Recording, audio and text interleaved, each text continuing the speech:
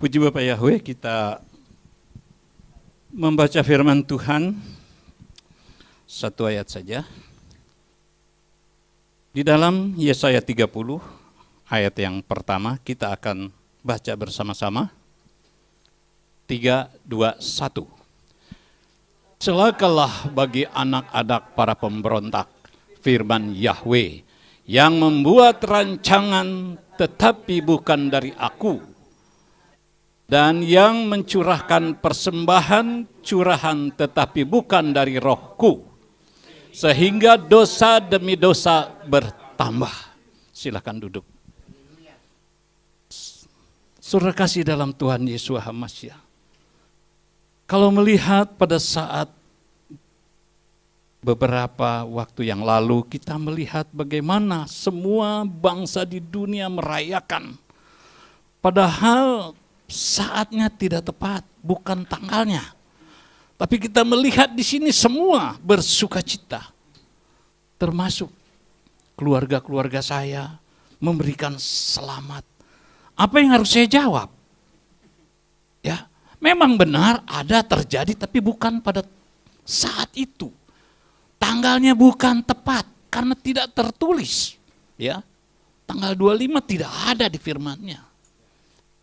Tetapi di sini kita melihat bagaimana Bapak Yahweh marah. Karena bukan dari rohnya. Dia katakan, firman Yahweh yang membuat rancangan tetapi bukan dari aku. Ya, bukan dari aku, kata Bapak Yahweh. Nah, kita melihat bagaimana Raja Yoyakim, ya, kalau kita melihat Bapak Yahweh marah sekali, bahkan sampai tidak ada pengampunan. Mereka dibuang semuanya ke Babel. Karena Raja Nebukadnezar mengepung mereka. Sehingga tidak ada pengampunan bagi Raja Yoyakim. Dari pada pembuangan di Babel situ kita melihat kasih Bapak Yahweh masih diberikan. Di mana kita dapat melihat bagaimana pada saat Daniel, karena pada saat sudah dibuang ke Babel, dan raja minta kepada orang-orangnya, pilihkan orang-orang yang keturunan raja, keturunan bangsawan, coba pilihkan mereka untuk melayani Raja Nebukadnezar. Di dalam Daniel 1. Ya. Kita melihat. Kita baca saja yang Daniel 1 ayat 10 sampai 20. Dan kepada sida-sida istana itu berkata kepada Daniel, aku takut kepada tuanku raja yang telah memilih makananmu dan minumanmu. Karena apa? Dia akan melihat perawakanmu tampak lebih buruk daripada orang-orang muda lain yang sebaya dengan kamu. Dengan demikian kamu akan mengorbankan kepalaku kepada raja.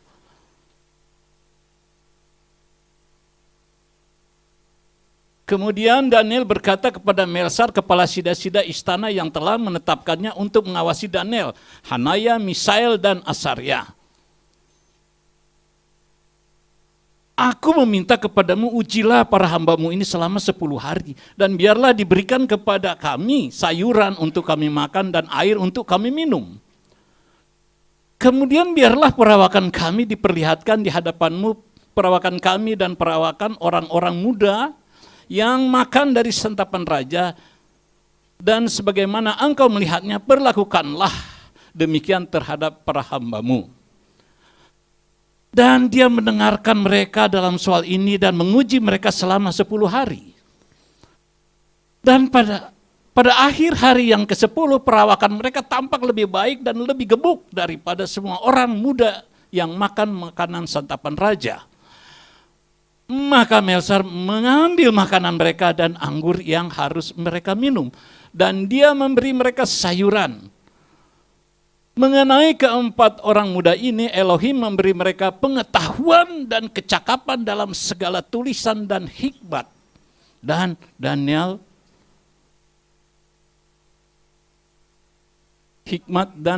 memiliki pengertian tentang segala penglihatan dan mimpi. Dan akhir masa itu ketika raja bertitah untuk membawa mereka masuk, kepala sida-sida itu membawa mereka masuk ke hadapan Nebukadnezar. Dan raja bercakap-cakap dengan mereka, dan di antara mereka semua tidak didapati seorang pun seperti Daniel, Hanaya, Misael, dan Asaria. Demikianlah mereka berdiri di hadapan raja dalam setiap hal menyangkut hikmat dan pengertian yang raja tanyakan kepada mereka. Raja mendapati mereka 10 kali lebih baik daripada semua ahli nujum dan semua ahli jampi di seluruh kerajaannya. Nah, kita lihat di sini, di antara mereka, ya, pada saat pembuangan, Daniel menetapkan hati tidak mau minum makanan raja, tidak mau makanan raja, tidak mau minum minuman raja. Karena minuman raja ya mungkin bangsa daging-daging ya, minuman anggur. Nah, Daniel sudah berketapan hati tidak mau minum minuman raja. Tetapi di sini kita melihat bagaimana daripada utusan raja ini, dia ada rasa ketakutan. Kalau saya nggak kasih makanan ini, nanti kepala saya lah taruhannya. Kalau kamu punya badan tidak seperti layaknya mereka. Tapi setelah yang kita baca tadi, mereka lebih baik. Mereka lebih gemuk daripada orang-orang dari Babylon itu sendiri. Bahkan ahli-ahli nujum sendiri. Lebih baik adalah Daniel beserta teman-temannya. Kenapa? Karena Bapa Yahweh memberikan kepada mereka pengertian, hikmat, bahkan penglihatan dan mimpi kepada raja, kepada Daniel. Nah, di sini kita melihat bagaimana karena Daniel beserta teman-temannya, dia ada rasa takut dengan Bapa Yahweh itu ada.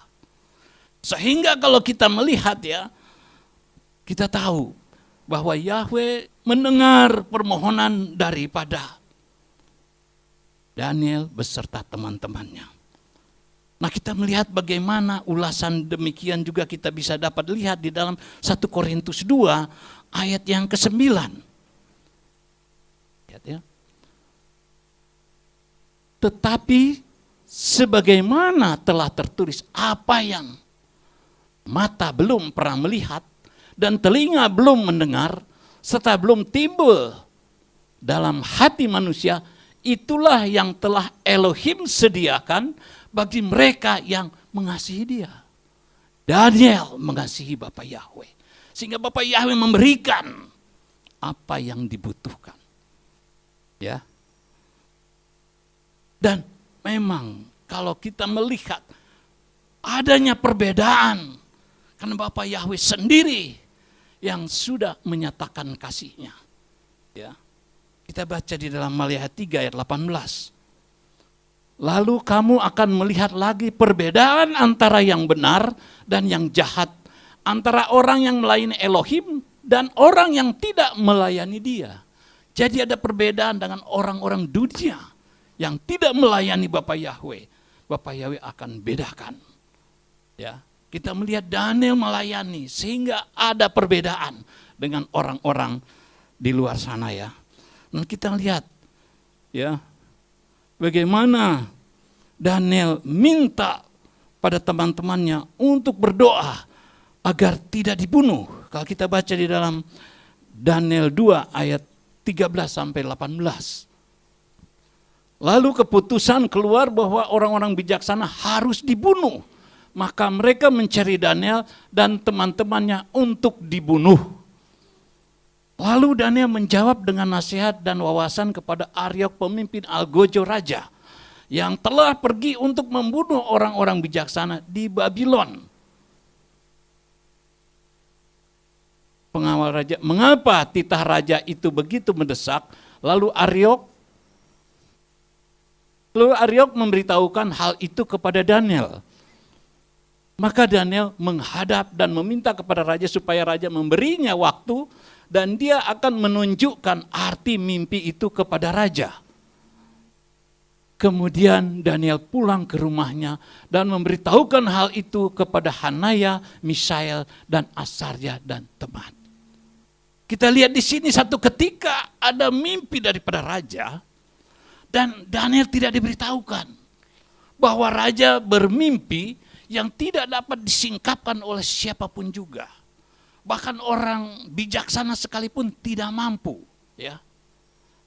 Dan dikatakan oleh raja, karena kamu tidak dapat mengartikan, kamu akan dibunuh dan kamu akan dipenggal-penggal semua orang bijaksana yang ada di Babilonia. Nah, pada saat itu Daniel baru dikasih tahu raja menitahkan yang seperti ini. Mereka pun sebagai manusia juga ada rasa ketakutan, ya. Orang bijaksana semua akan dibunuh, termasuk mereka. Karena Daniel ini masuk bilangan yang dikatakan 10 kali lebih baik daripada orang bijaksana yang ada di Babylon pada saat itu. Tapi Daniel tidak diberitahu. Jadi raja itu cuma memanggil mereka punya komunitas mungkin pada saat itu. Ya, sehingga Daniel sendiri tidak beritahu. Tapi setelah ada keputusan raja untuk membunuh semua orang bijaksana, barulah Daniel itu dikasih tahu. Orang-orang Kasdim itu karena mereka sudah tahu bahwa mereka kalah dengan Daniel dan teman-temannya, mereka akan membunuh justru Daniel ini dengan teman-temannya. Karena mereka ada iri hati, karena tidak mampu. Tapi di sini kita melihat Bapa Yahweh menyatakan kuasanya. Sehingga Daniel bertemu dengan Aryok, ya, yang pesuruh dari Algojo ini yang akan membunuh semuanya. Langsung dia panggil teman-temannya. Mereka berdoa. Biar Bapa Yahweh yang turut campur tangan. Nah, kita melihat kalau Bapa Yahweh yang sudah turun tangan, apa jadinya? Kita juga bisa lihat dalam Matius 18. Ayat ke-18 sampai 20. Kita melihat di sini. Sesungguhnya aku berkata kepadamu, apa saja yang kamu ikat di bumi akan terikat di surga. Dan apa saja yang kamu lepaskan di bumi akan terlepas di surga. Lagi aku berkata kepadamu bahwa jika 2 orang dari kamu sepakat di bumi mengenai setiap perkara, apa saja yang mereka minta akan terjadi pada mereka dari Bapakku yang di sorga. Sebab di mana 2 atau 3 orang berkumpul di dalam namaku, di sana aku hadir di tengah-tengah mereka. Jadi pada saat Misael, Asarya, Daniel, mereka berempat. Di sini dikatakan bertiga, ya 3 orang saja, mereka lebih dari 3 ya. 2 orang sepakat, kata Bapak Yahweh, minta apa saja mereka akan diberikan. Nah, kita melihat di sini, Daniel beserta teman-temannya berdoa memohon pertolongan supaya mereka jangan dibunuh. Bahkan bukan cuma Daniel saja, ya. Orang bijaksana semuanya akhirnya tidak ada yang dibunuh. Sehubungan karena Daniel dapat membuka tabir rahasia. Jadi saya ingat pada saat anak saya, ya, pada saat anak saya yang terakhir masih di dalam kandungan umur 2 bulan. Umur saya itu sudah 50 lebih. Dokter bilang, jangan kamu pelihara ini. Karena apa? Istri kamu itu darahnya itu kalau ditensi 200 lebih. Itu bisa bisa payah dan stroke. Kalau stroke katanya sampai langsung meninggal, mungkin masalahnya saat itu sedih. Tapi kalau ini seumur hidup dia stroke di tempat duduk saja, apa arti hidup ini? Akhirnya saya berdoa.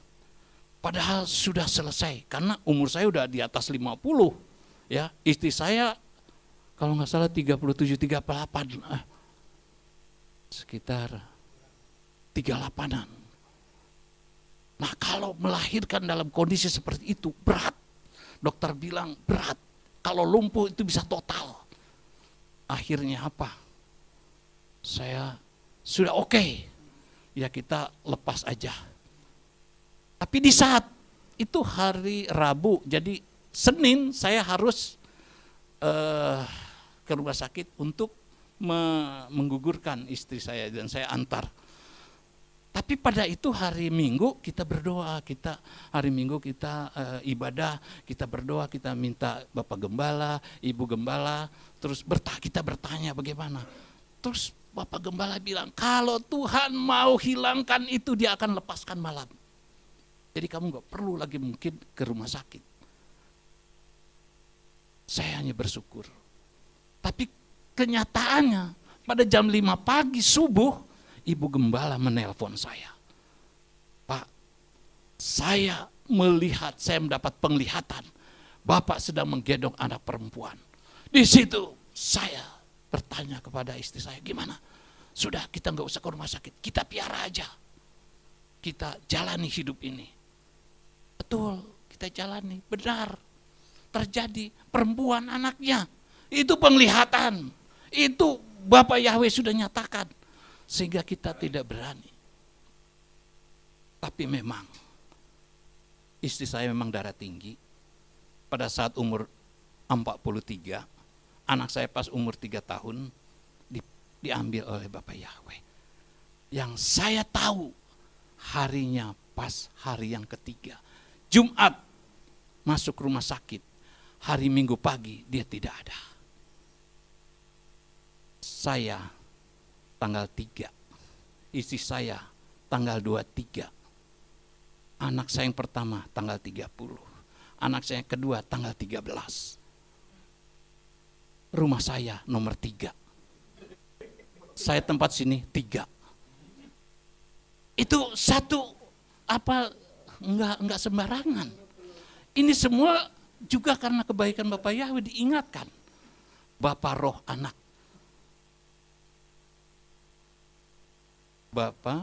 Bapak anak dan roh 3. Tubuh jiwa dan roh 3. Masuk semua. Jadi saya merasakan ini semua Bapak Yahweh sudah menyatakan terlebih dahulu. Sehingga saya merasakan ini juga barusan tadi saya kepikiran. Bukan udah saya itu firman juga barusan saya dapat yang Yesaya 30 ayat 1. Itu juga barusan saya dapat di situ lagi duduk. Pada waktu lagi berdoa, lagi bilang lagi menyanyi. Terus kenapa ada selentingan keluar. Yesaya 30 ayat 1. Sehingga saya sebenarnya enggak saya tulis. Ya, ini semua karena apa? Kita selalu berserah. Bapak Yahweh selalu ingatkan. Nah, sudah kasih dalam Tuhan Yesus Hamasyah. Kita melihat, ya. Karena itu di dalam Daniel 2 ayat 26 sampai 28, pada saat itu Daniel berkata, lihat ya. Raja menjawab dan berkata kepada Daniel, yang namanya Belsasar, apakah engkau sanggup mengungkapkan kepadaku mimpi yang telah kulihat itu beserta artinya? Daniel menjawab di hadapan raja dan berkata, rahasia yang raja minta kepada raja, yang ditunjukkan kepada raja, oleh orang bijaksana, para ahli jampi, ahli nujum, dan peramal nasib. Tetapi ada Elohim di surga yang menyingkapkan rahasia dan memberitahukan kepada Raja Nebukadnezar apa yang akan terjadi pada hari yang akan datang. Mimpi-mimpimu dan penglihatan-penglihatan yang engkau lihat di tempat tidurmu ialah ini.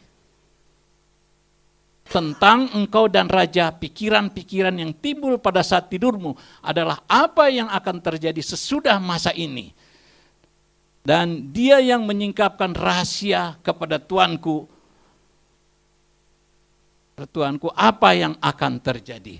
Ya sudah, kita melihat di sini. Jadi ada Yahweh yang di sorga, yang mengungkapkan semuanya, rahasia apapun juga dia tahu. Maka saya teringat kepada Ibu Gembala pada saat malam.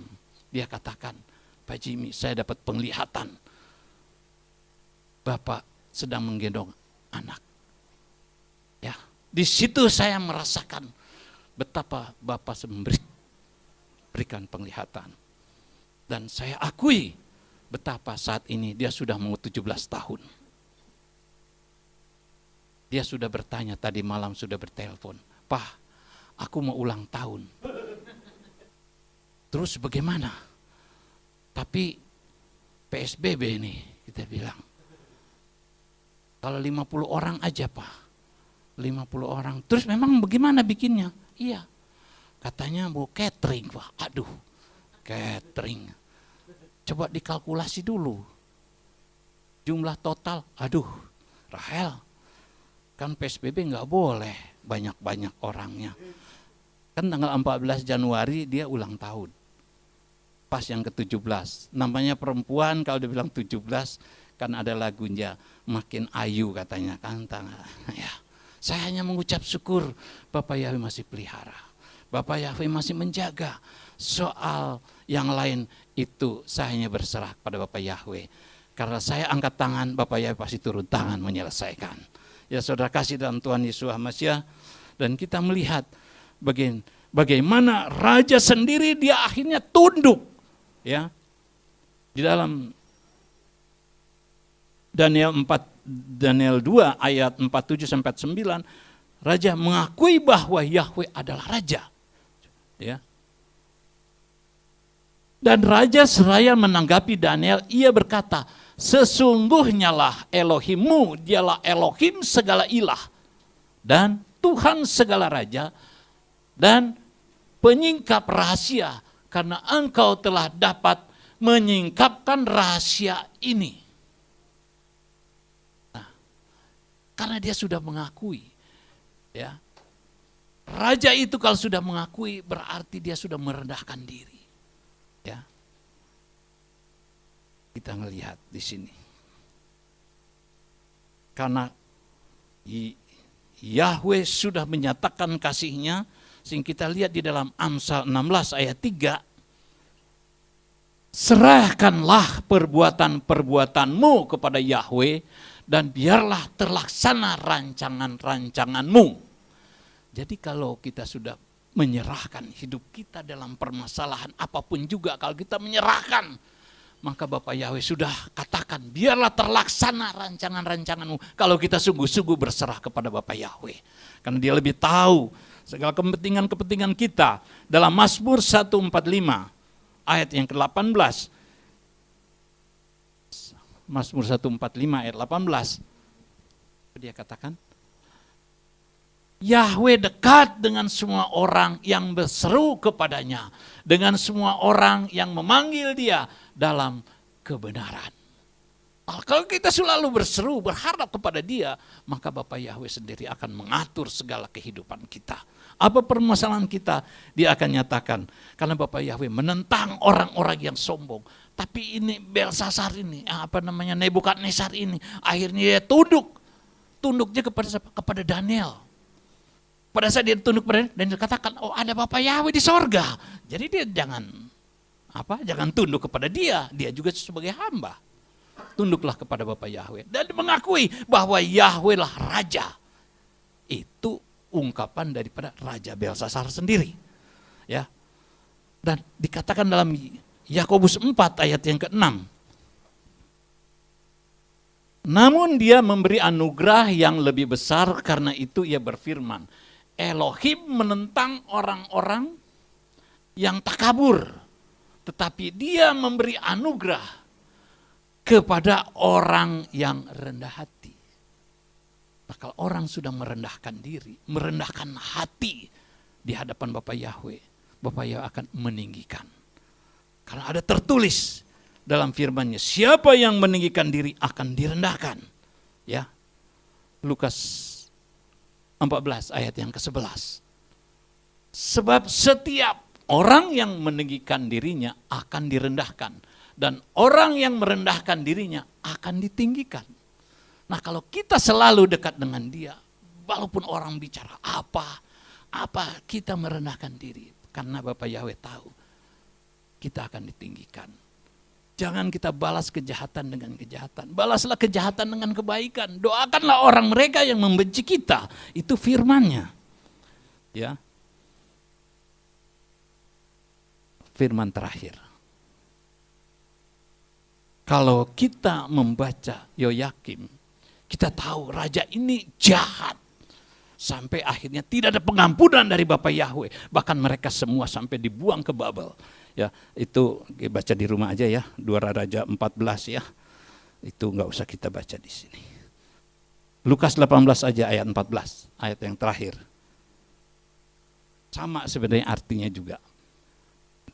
Aku berkata kepadamu, orang ini pulang ke rumahnya dengan dibenarkan lebih daripada yang itu. Sebab setiap orang yang meninggikan dirinya akan direndahkan, dan yang merendahkan dirinya akan ditinggikan. Nah, kalau kita seperti itu kan pemungut cukai dengan dengan orang Farisi yang terlalu merasa lebih, berpuasa 2 kali, bayar perpuluhan, dan juga selasi, dan berpuasa 2 kali seminggu. Tapi firman Bapak Yahweh katakan, kalau imanmu tidak melebihi orang Farisi, kau tidak masuk kerajaan sorga. Ya, Matius 5:20. Ya, jadi kita juga harus melihat di sini, memang kayaknya ada kontradiksi.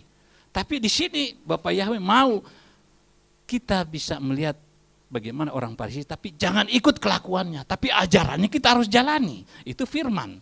Dia katakan. Puji Bapak Yahweh. Ya peduli